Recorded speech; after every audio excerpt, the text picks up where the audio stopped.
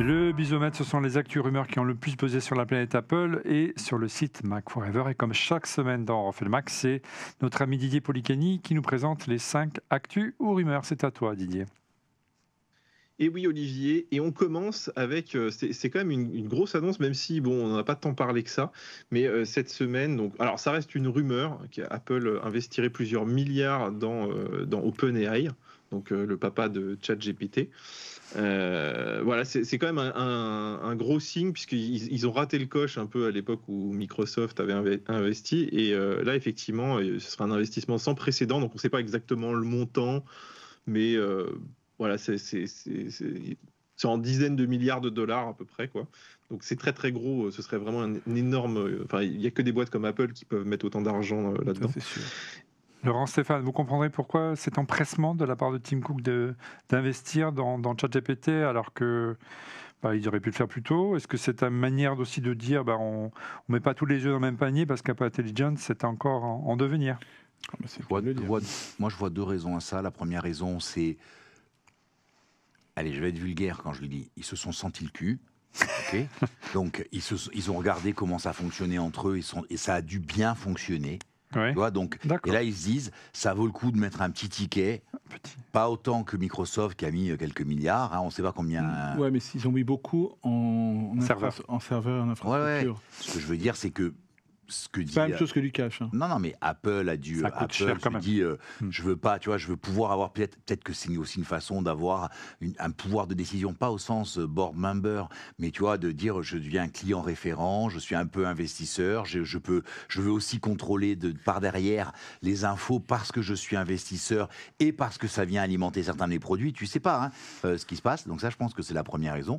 Et la deuxième raison, c'est aussi pour peser certainement par rapport à d'autres. Tu vois, c'est ça.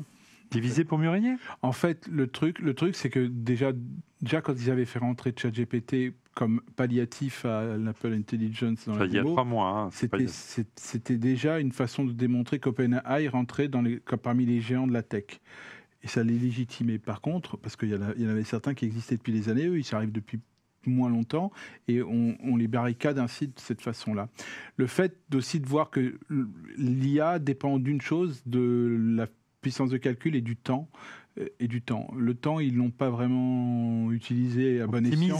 Voilà, donc en gros, pour eux, c'est une façon de rattraper celui-ci en s'associant avec quelqu'un qui est encore en petit peu indépendant quand même, et qui a peut-être sûrement les mêmes valeurs. Bon, je le dirais de façon un peu différente que ce que vient de dire notre ami Laurent, mais voilà, ils se sont un peu observés et ils ont vu que les trucs se passaient bien, et je crois qu'ils ont envie de faire un bout de chemin ensemble.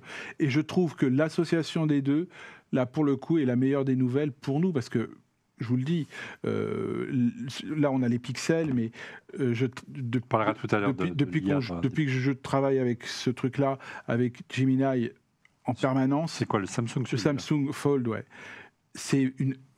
On ne travaille plus pareil, voilà. Et donc les outils d'IA, si on garde nos iPhones, ce que nous on souhaite quand même ici, c'est un argument de vente, quoi. C'est un argument nécessaire et indispensable pour les prochains exemplaires, pardon. Didier, on revient vers toi, on parle de Succession, je crois. La série? Non. Je pense que ça bouge un peu chez Apple, ça vieillit, ils vont à la retraite, les amis. Et on a alors bon, ceux qui suivent les résultats financiers, je ne sais pas s'il y en a beaucoup, mais c'est vrai que c'est toujours intéressant de connaître les ventes de Mac, d'iPhone. Et tu avais le directeur financier d'Apple qui est là depuis, je ne sais plus, 11 ans, je crois, quelque chose comme ça. Luca Maestri. Luca Maestri, oui. Depuis quasiment... Non, plus même, attends. Depuis la mort de Steve Jobs, je crois. Je ne vais pas dire de bêtises, mais oui. Ouais, non, mais il est là depuis très très longtemps, lui. Oui, et donc, il part enfin, pas vraiment à la retraite, ce qui reste chez Apple. Il est remplacé par Kevan Parekh, qui est là chez Apple depuis une dizaine d'années. Donc, c'est pas un inconnu non plus. Il travaille déjà dans la finance chez Apple. Mais ce qui est amusant, c'est que notre cher Lucas, il ne part pas. Tu vois, il reste chez Apple.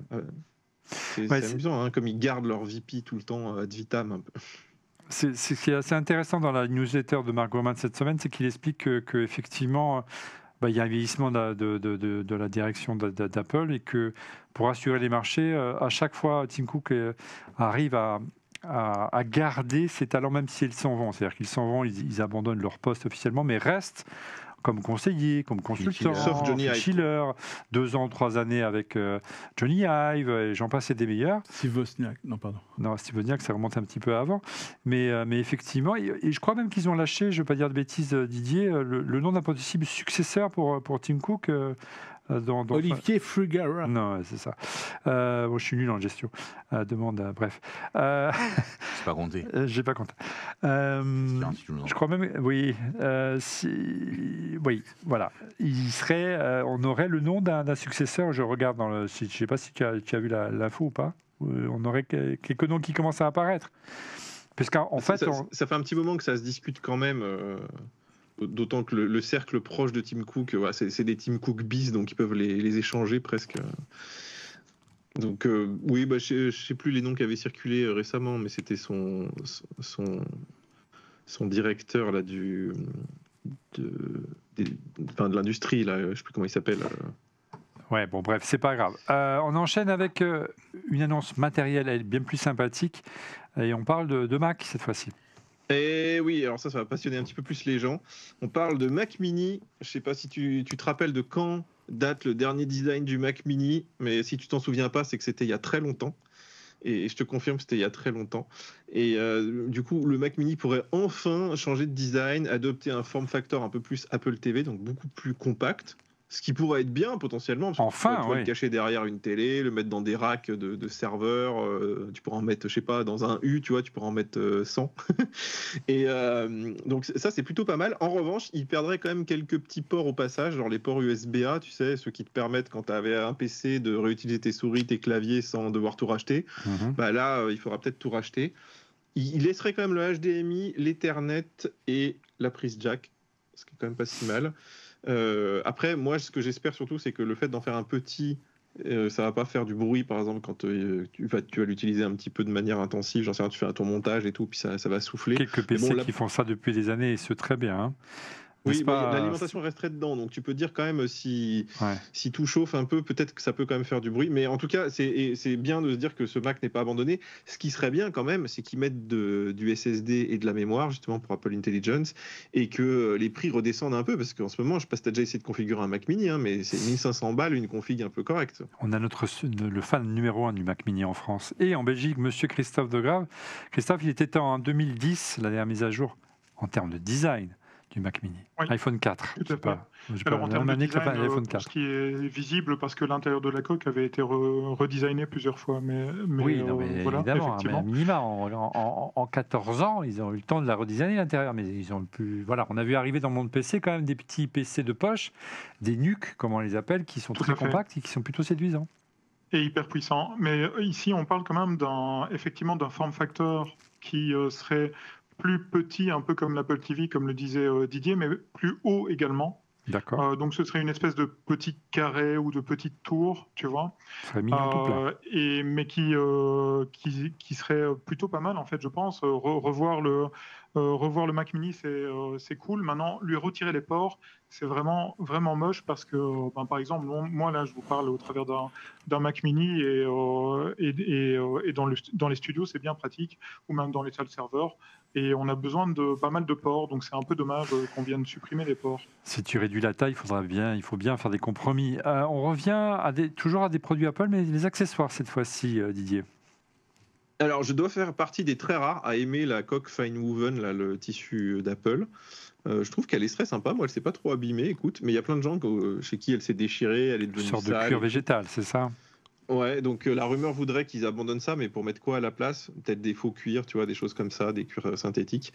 Mais moi, j'aimais bien ce truc-là, donc je sais pas, vous l'avez utilisé? Moi, j'ai utilisé tout le temps, et regardez, elle a même de la patine. Je sais pas si on voit à l'image, et franchement, je la trouve assez stylée. Donc, ouais, je sais pas, c'est peut-être un échec, mais en tout cas, pas chez moi. On a la réponse le 9 septembre prochain en direct sur On refait le Mac. Et on termine par les licenciements chez Apple. Alors, est-ce qu'on a envie d'en parler? C'est une décision un petit peu pour les investisseurs. Apple rassure tout le monde, même s'ils font des bénéfices records, ils vont licencier une petite partie de leur personnel. Bon, voilà, que dire de plus, si ce n'est que c'est un peu dans la tendance dans la Silicon Valley en ce moment, mais que c'est un peu dommage pour les équipes en place qui, à mon avis, n'ont pas besoin de ça en ce moment. Mais bon, Et qui ne démérite pas. Réaction, merci Didier pour ce magnifique busomètre.